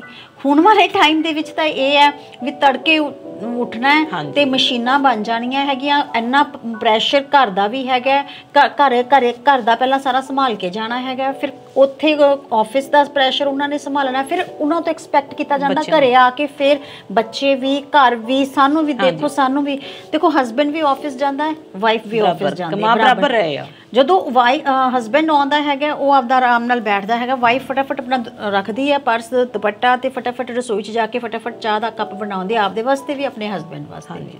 ਦੇਖੋ ਉਹਦੇ ਕੋਲੇ ਤਾਂ ਦੋਹਰੀਆਂ ਜ਼ਿੰਮੇਵਾਰੀਆਂ ਹੋ ਗਈਆਂ, ਘਰ ਦੀ ਵੀ ਤੇ ਬਾਹਰ ਦੀ। ਮਰਦ ਕੋਲੇ ਤਾਂ ਪਹਿਲਾਂ ਵੀ ਬਾਹਰ ਦੀ ਹੋਈ ਸੀਗੀ ਹਨਾ, ਔਰਤ ਤਾਂ ਕਹਿੰਦੇ ਹੁੰਦੇ ਘਰ ਤਾਂ ਔਰਤ ਦੇ ਸਿਰ ਤੇ ਹੀ ਹੁੰਦਾ ਹੈਗਾ। ਇਹ ਹੁਣ ਜਿਹੜੇ ਕਲੈਸ਼ਿਸ ਨੇ ਨਾ ਸੁਖਦੀਪ, ਇਹ ਜਿਹੜੇ ਜਿਵੇਂ ਹੁਣ ਜਿਹੜੇ ਇਨਸੀਡੈਂਟ ਹੁਣੀ ਰੀਸੈਂਟਲੀ ਆਪਾਂ ਜਿਸ ਦੇ ਉੱਤੇ ਡਿਸਕਸ਼ਨ ਕਰ ਰਹੇ ਹੈਗੇ ਆ, ਉੱਥੇ ਵੀ ਇਹ ਚੀਜ਼ਾਂ ਪ੍ਰਚੰਡ ਨਜ਼ਰ ਆ ਰਹੀਆਂ ਨੇ, ਕਿਉਂਕਿ ਆਦਮੀ ਵੀ ਕਮਾ ਰਿਹਾ, ਔਰਤ ਵੀ ਕਮਾ ਰਹੀ ਹੈ, ਫਿਰ ਬੱਚੇ ਹੋ ਸਕਦਾ ਉੱਥੇ ਉਹ ਲੜਕੀ ਇਹ ਕਹਿੰਦੀ ਹੋਵੇ ਵੀ ਮੈਂ ਬੱਚਿਆਂ ਨੂੰ ਸਕੂਲ ਛੱਡਿਆ ਹੀ ਸੀ, ਤੂੰ ਬੱਚਿਆਂ ਨੂੰ ਸਕੂਲੋਂ ਲੈ ਕੇ ਕਿਉਂ ਨਹੀਂ ਆਇਆ। ਹੋ ਸਕਦਾ ਉੱਥੇ ਇਹ ਮਸਲਾ ਹੋਵੇ, ਉਹ ਤੋਂ ਪੈਸੇ ਮੰਗਦਾ ਹੋਵੇ ਵੀ ਤੂੰ ਦੇ, ਜਾਂ ਉੱਥੇ ਇਹ ਹੋਵੇ ਬਿਜਲੀ ਦਾ ਬਿੱਲ ਤੂੰ ਭਰਨਾ ਹੈ ਕਿ ਮੈਂ ਭਰਨਾ ਹੈ। ਮਤਲਬ ਕਿ ਅੰਤਾਂ इदां दे मसले हो सकते ने जिन्हां दा प्रैशर जिहदे करके उस बंदे नूं उहनूं कुटना पै गया। हाँ जी। क्योंकि आदमी उदों ही हथ चकदा जदों उहदे कोले होर कोई वाह ही नहीं रहिंदी, उहनूं पता भी हुण गल्लां नाल नहीं मैनूं पूरा लिया आदी सकदी। कमजोरी नूं लुकाउण दा ते कई ढंग है कि हावी हो जाओ, जदों किसी गल दा जवाब ना आवे सामने वाले ते हावी हो जाओ। और जदों पता है कि सामने वाले कोल किते हुण जिवें आपां वीडियो वेखी हुंदी ਉਹ ਇੰਨੀ बुरी तरह ਉਹਨੂੰ ਦਬੋਚ ਰਿਹਾ, ਉਹ ਕੁਝ ਨਹੀਂ ਕਰ ਪਾ ਰਹੀ। ਹਾਂਜੀ ਨੈਚੁਰਲੀ ਹੁਣ ਫਿਜ਼ੀਕਲੀ ਤਾਂ ਵੀਕ ਹੈ ਨਾ, ਉਹ ਤਾਂ ਹੁਣ ਹੱਟਾ ਕੱਟਾ ਆਦਮੀ ਹੈ, ਇੱਕ ਥੱਪੜ ਵੀ ਲਗਾਏਗਾ ਤਾਂ ਉਹ ਮਤਲਬ ਕਿੱਥੇ ਉਸ ਨੂੰ ਆਏਗੀ ਉਹ, ਹਨਾ। ਬਟ ਇਹ ਚੀਜ਼ ਸਾਨੂੰ ਇਹ ਸਮਝਣੀ ਪਏਗੀ, ਇਹ ਲੜਕੀਆਂ ਵੀ ਜਿਹੜੀਆਂ ਇੰਡੀਪੈਂਡੈਂਟਲੀ ਕੰਮ ਕਰ ਰਹੀਆਂ ਨੇ ਉਹਨਾਂ ਨੂੰ ਵੀ ਮਤਲਬ ਇਹ ਸਮਝਣਾ ਪਏਗਾ ਕਿ ਜਿਹੜਾ ਇਮੋਸ਼ਨਲੀ ਵੀਕ ਹੋਣਾ ਸਾਡਾ ਨਹੀਂ ਹੈ, ਸਾਨੂੰ ਬਹੁਤ ਸਟਰੋਂਗ ਹੋਣ ਦੀ ਲੋੜ ਹੈ। ਇਹਨੂੰ ਇੱਕ ਚੈਲੰਜ ਲੈਣਾ ਪਏਗਾ। ਤੁਹਾਡਾ ਉਹ ਚੀਜ਼ ਵਰਕ ਨਹੀਂ ਕਰ ਰਹੀ, ਹਾਂਜੀ, ਉਸ ਤੋਂ ਅਲੱਗ ਹੋ ਜਾਓ, ਹਨਾ। ਮੈਨੂੰ ਇਸ ਚੀਜ਼ ਦਾ ਜਵਾਬ ਨਹੀਂ ਮਿਲ ਰਿਹਾ ਵੀ ਉਹ ਕੁੜੀ ਨੇ ਇਹ ਡਿਸੀਜਨ ਕਿਉਂ ਪ੍ਰੈਫਰ ਕੀਤਾ, ਹਾਲਾਂਕਿ ਉਹ ਅਲੱਗ ਰਹਿ ਕੇ ਵੀ ਆਪਣੀ ਲੜਕੀਆਂ ਨੂੰ ਚੰਗੀ ਪਰਵਰਿਸ਼ ਦੇ ਸਕਦੀ ਸੀ, ਉਹਨਾਂ ਦਾ ਉਹ ਸਭ ਕੁਝ ਕਰ ਸਕਦੀ ਸੀ। ਫਿਰ ਉਸਨੇ ਇਹ ਜਿਹੜਾ ਕਿ ਕਹਿੰਦੇ ਹੁੰਦੇ ਆ ਕਿ ਆਪਣੇ ਆਪ ਨੂੰ ਖਤਮ ਕਰਨਾ ਵੀ ਜ਼ੁਲਮ ਹੈ ਆਪਣੇ ਆਪ ਤੇ, ਹਾਂਜੀ, ਇਹ ਜ਼ੁਲਮ ਉਹਨੇ ਆਪਣੇ ਆਪ ਤੇ ਔਰ ਆਪਣੀਆਂ ਬੱਚੀਆਂ ਤੇ ਕਿਉਂ ਕੀਤਾ। ਮਤਲਬ ਉਹਨੇ ਇੰਨਾ ਮਾਨਸਿਕ ਤਣਾਅ ਦੇ ਵਿੱਚ ਉਹਨੂੰ ਗੱਲ ਕਰਨੀ ਚਾਹੀਦੀ ਸੀ, ਆਪਣੀ ਕਿਸੇ ਫਰੈਂਡ ਨਾਲ ਗੱਲ ਕਰਦੀ ਜਾਂ ਕਿਸੇ ਕਾਉਂਸਲਰ ਦੇ ਨਾਲ ਗੱਲ ਕਰਦੀ। ਹੱਲ ਗੱਲਬਾਤ ਤੋਂ ਹੀ ਨਿਕਲਣਾ ਹੈਗਾ, ਇੱਦਾਂ ਆਪਣੇ ਆਪ ਘੁੱਟ ਕੇ ਗੱਲ ਅੰਦਰ ਅੰਦਰ ਰਹਿ ਕੇ ਨਹੀਂ ਹੋਣਾ ਹੈਗਾ ਗਾ। ਤਾਂ ਇਹ ਮੈਨੂੰ ਸੁਖਦੀਪ ਜ਼ਰੂਰ ਲੱਗਦਾ ਹੈਗਾ ਕਿ ਉਹਦੇ ਕੋਲੇ ਕੋਈ ਹੈ ਨਹੀਂ ਸੀਗਾ, ਨਾ ਤਾਂ ਹੋ ਸਕਦਾ ਉਹਦੇ ਪੈਰੈਂਟਸ ਨੇ ਉਹਨੂੰ ਸੁਣਿਆ ਹੋਵੇ, ਹੈ ਨਾ। ਤਾਂ ਮੈਂ ਇਹ ਵੀ ਜ਼ਰੂਰ ਇਸ ਮੰਚ ਦੇ ਮਾਧਿਅਮ ਦੇ ਨਾਲ ਸਾਰੇ ਹੀ ਮਾਂ-ਬਾਪ ਨੂੰ ਇਹ ਰਿਕੁਐਸਟ ਕਰਦੀ ਹਾਂ ਹੱਥ ਜੋੜ ਕੇ ਕਿ ਬੱਚਿਆਂ ਨੂੰ ਇੱਕ ਤਾਂ ਮਸ਼ੀਨਾਂ ਨਾ ਬਣਾਓ। ਇਹ ਰਿਸ਼ਤੇ ਇਸ ਕਰਕੇ ਨਹੀਂ ਕਰਨੇ ਹੈਗੇ ਕਿ ਵੀ ਮਤਲਬ ਇਹ ਬੱਚੀ ਨੂੰ ਪੜ੍ਹਾ ਲਿਆ ਲਿਖਾ ਲਿਆ ਤਾਂ ਉਹਨੂੰ ਸੈਲਫ ਇੰਡੀਪੈਂਡੈਂਟ ਬਣਾਉਣਾ ਉਹਨੂੰ ਉਹਦੇ ਵਾਸਤੇ, ਹਾਂਜੀ, ਨਾ ਕਿ ਕਿਸੇ ਹੋਰ ਵਾਸਤੇ। ਠੀਕ ਹੈ, ਜਦੋਂ ਸੈਲਫ ਇੰਡੀਪੈਂਡੈਂਟ ਹੋਏਗੀ ਨੈਚੁਰਲੀ ਉਹਦਾ ਜਿਹੜਾ ਫਾਇਦਾ ਸਭ ਨੂੰ ਹੋਏਗਾ, ਘਰ ਨੂੰ ਵੀ ਉਹਦਾ ਇਸ ਚੀਜ਼ ਦਾ ਬੈਨੀਫਿਟ ਮਿਲੇਗਾ। ਲੇਕਿਨ ਉਹਨਾਂ ਦੀ ਮਾਂ ਦੇਖੋ, ਬੇਟੀਆਂ ਦੇ ਕੋਲੇ ਮਾਂ-ਬਾਪ ਤੋਂ ਬਿਨਾਂ ਹੋਰ ਕੌਣ ਹੈ। ਜੇ ਤੁਸੀਂ ਹੀ ਨਹੀਂ ਉਹਨਾਂ ਦੀ ਗੱਲ ਨੂੰ ਸੁਣੋਗੇ, ਸਮਝੋਗੇ, ਉਹਦੇ ਦਿਲ ਦੀ ਆਵਾਜ਼ ਨੂੰ ਨਹੀਂ ਸੁਣੋਗੇ, ਫਿਰ ਕੌਣ ਸੁਣੂਗਾ। ਤਾਂ ਉਹਨਾਂ ਦੇ ਉਹ ਸਟਰੈਂਥ ਬਣਨੇ ਚਾਹੀਦੇ ਆ ਬੱਚੀਆਂ ਦੀ। ਮੈਂ ਤਾਂ ਇਹੀ ਕਹਿੰਦੀ, ਜੇ ਮਤਲਬ ਮੈਨੂੰ ਕਿਤੇ ਨਾ ਕਿਤੇ ਉਸ ਲੜਕੀ ਦੇ ਵੀ ਪੈਰੈਂਟਸ ਦੀ ਜਿਹੜੀ ਗਲਤੀ ਹੈ ਨਜ਼ਰ ਆ ਰਹੀ ਹੈਗੀ ਹੈ ਕਿ ਉਹਦੇ ਨਾਲ ਉਹਨਾਂ ਨੂੰ ਸ਼ਾਇਦ ਕਿਤੇ ਨਾ ਕਿਤੇ ਉਹ ਆਈਸੋਲੇਟ ਹੋ ਗਈ ਸੀ, ਉਹਦੇ ਨਾਲ ਉਹਨਾਂ ਦੀ ਕਮਿਊਨੀਕੇਸ਼ਨ ਨਹੀਂ ਹੋ ਪਾ ਰਹੀ ਸੀ, ਜਿਸ ਕਰਕੇ ਆਪਦੇ ਆਪ ਨੂੰ ਇਕੱਲਿਆਂ ਫੀਲ ਕੀਤਾ ਉਹਨੇ, ਅਤੇ ਇਕੱਲਿਆਂ ਹੁੰਦੀ ਹੋਈ ਉਹਨੇ ਇਹ ਮਜਬੂਰੀ ਤੌਰ 'ਤੇ ਇਹ ਐਡਾ ਵੱਡਾ ਸਟੈਪ ਲਿਆ। ਅਮਨ, ਕਿਤੇ ਨਾ ਕਿਤੇ ਸਾਨੂੰ ਹੁਣ ਨਾ ਬੇਟਾ ਜਾਂ ਬੇਟੀ ਦੋਨਾਂ ਦੀ ਪਰਵਰਿਸ਼ ਵਿੱਚ ਧਿਆਨ ਰੱਖਣਾ ਪਊਗਾ ਕਿ ਬੇਟੀ ਨੂੰ ਸਹਿਣ ਦੇ ਇੱਦਾਂ ਆਦਤ ਨਾ ਪਾਓ ਕਿ ਉਹ ਸਹੀ ਜਾਵੇ, ਤੇ ਬੇਟੇ ਨੂੰ ਇੱਦਾਂ ਦੀ ਪਰਵਰਿਸ਼ ਨਾ ਦਿਓ ਕਿ ਉਹਦੇ ਦਿਮਾਗ 'ਚ ਇਹ ਚੀਜ਼ ਰਹਿ ਜਾਏ। ਬਚਪਨ 'ਚ ਹੋ ਜਾਂਦਾ ਹੈ, ਮੁੰਡੇ ਜਿੱਦਾਂ ਦਾ ਵੇਂਦੇ ਉੱਦਾਂ ਦਾ ਵਰਤਾਰਾ ਕਰਨ ਲੱਗ ਪੈਂਦੇ, ਉਹ ਸਾਰੀ ਉਮਰ ਉੱਦਾਂ ਰਹਿੰਦੇ ਆ ਵੀ ਇਹ ਔਰਤ ਹੈ, ਚਾਹੇ ਉਹ ਮਾਂ ਹੈ, ਚਾਹੇ ਉਹ ਭੈਣ ਹੈ, ਚਾਹੇ ਪਤਨੀ ਹੈ, ਉਹਦੇ ਤੇ ਹਾਵੀ ਹੋਣਾ ਨਹੀਂ। ਉਹਨਾਂ ਨੂੰ ਅਸੀਂ ਅੱਜ ਆਪਦੇ ਧੀਆਂ ਪੁੱਤਾਂ ਨੂੰ ਇੱਕ ਬਰਾਬਰੀ ਦਾ ਸਮਝਾਵਾਂਗੇ, ਹੈ ਨਾ, ਉਸ ਔਰਤ ਦੀ ਵੈਲਿਊ ਕਰਨੀ, ਠੀਕ ਹੈ, ਉਸ ਦੀ ਇੰਪੋਰਟੈਂਸ ਸਮਝਾਵਾਂਗੇ, ਰਿਸ਼ਤਿਆਂ ਦੀ ਇੰਪੋਰਟੈਂਸ ਸਮਝਾਵਾਂਗੇ, ਤਾਂ ਕਿਤੇ ਨਾ ਕਿਤੇ ਹੋ ਸਕਦਾ ਹੈ ਕਿ ਭਵਿੱਖ ਵਿੱਚ ਸਾਨੂੰ ਇਹੋ ਜਿਹੇ ਮਨਦੀਪ ਨੂੰ ਜਿਹੜਾ ਕਦਮ ਚੱਕਣਾ ਪਿਆ, ਸਾਡੀਆਂ ਬੱਚੀਆਂ ਨੂੰ, ਸਾਡੀਆਂ ਜਿਹੜੀਆਂ ਹੋਰ ਵੀ ਇੱਦਾਂ ਸਹਿ ਰਹੀਆਂ, ਉਹਨਾਂ ਨੂੰ ਇਹ ਕੁਛ ਨਾ ਕਰਨਾ ਪਵੇ। ਬਿਲਕੁਲ ਤੁਸੀਂ ਸਹੀ ਹੋ, ਹਾਂਜੀ, ਬਿਲਕੁਲ ਮੈਂ ਸਹਿਮਤ ਹਾਂ ਤੁਹਾਡੀ ਇਸ ਗੱਲ ਨਾਲ। ਅਮਨ, ਮੈਨੂੰ ਲੱਗਦਾ ਹੁਣ ਆਪਾਂ ਨੂੰ ਦਰਸ਼ਕਾਂ ਤੋਂ ਇਜਾਜ਼ਤ ਲੈਣੀ ਚਾਹੀਦੀ ਹੈ, ਤੇ ਬਾਕੀ ਇਹ ਸਵਾਲ ਆਪਾਂ ਨੂੰ ਦਰਸ਼ਕਾਂ ਤੇ ਵੀ ਛੱਡਣਾ ਚਾਹੀਦਾ ਹੈਗਾ ਨਾ ਵੀ ਤੁਹਾਡਾ ਕੀ ਵਿਚਾਰ ਹੈ ਇਸ ਬਾਰੇ। ਤੇ ਜਿੱਦਾਂ ਕਿ ਹੁਣ ਇਸ ਕਾਂਡ ਬਾਰੇ ਗੱਲਬਾਤ ਤਾਂ ਹੋ ਹੀ ਰਹੀ ਹੈ, ਤੇ ਅਸੀਂ ਜਿਵੇਂ ਸਾਡੀ ਚਰਚਾ 'ਚ ਵੀ ਇਹੀ ਹੈ ਕਿ ਆਤਮ ਹੱਤਿਆ ਜਾਂ ਮਰਨਾ ਕਿਸੇ ਗੱਲ ਦਾ ਹੱਲ ਨਹੀਂ ਹੈਗਾ, ਠੀਕ ਹੈ। ਤਾਂ ਪਰ ਇਸ ਦੇ ਨਾਲ ਨਾਲ ਇਹ ਵੀ ਜ਼ਰੂਰੀ ਹੈ ਕਿ ਇਹਨਾਂ ਕੰਡੀਸ਼ਨ ਜਾਂ ਹਾਲਾਤ ਹੀ ਇਹੋ ਜਿਹੇ ਨਾ ਬਣਨ ਕਿ ਕਿਸੇ ਦੀ ਧੀ ਨੂੰ ਜਾਂ ਕਿਸੇ ਵੀ ਇਨਸਾਨ ਨੂੰ ਇਸ ਹੱਦ ਤੱਕ ਆਪਣੇ ਆਪ ਨੂੰ ਮਾਰਨ ਲਈ ਮਜਬੂਰ ਨਾ ਹੋਣਾ ਪਵੇ। ਤੇ ਇਹਨਾਂ ਸ਼ਬਦਾਂ ਨਾਲ ਅਸੀਂ, ਮੈਂ ਔਰ ਅਮਨ, ਤੁਹਾਡੇ ਤੋਂ ਇਜਾਜ਼ਤ ਲੈਂਦੇ ਹਾਂ। ਤੁਹਾਡਾ ਬਹੁਤ ਬਹੁਤ ਧੰਨਵਾਦ। ਸਤਿ ਸ਼੍ਰੀ ਅਕਾਲ।